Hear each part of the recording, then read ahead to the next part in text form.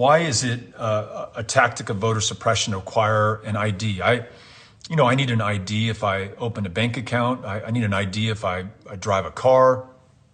And I said, I'm not necessarily opposed to identification, but when you look at the kinds of identification that are accepted at a polling place in Texas and the kinds of identification that are denied at a polling place in Texas, then you begin to understand who Texas wants to vote and who Texas doesn't want to vote. So for example, in our state, you can use your license to carry a firearm to prove who you are at the polling place.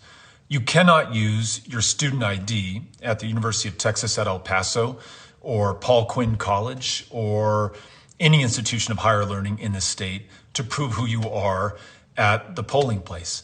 And then let's remember, in many parts of our state, including here in El Paso, a lot of our fellow citizens don't have a car, don't have a driver's license, don't have a day-to-day need for ID. I'll give you another example.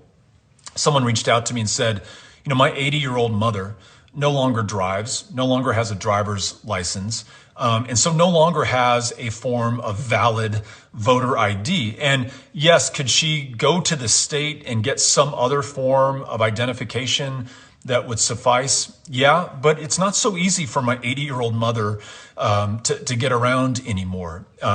She doesn't have a car and her kids don't live in the same city that she does.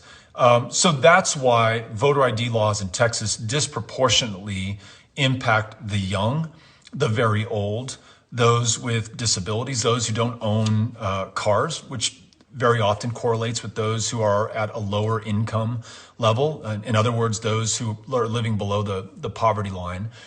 And when you look demographically at those who do not have the kinds of ID that are valid under Texas voting law, they tend to be Black, they tend to be Latino, they tend to be these communities of color that are historically targeted by voter suppression in the state of Texas. That's why.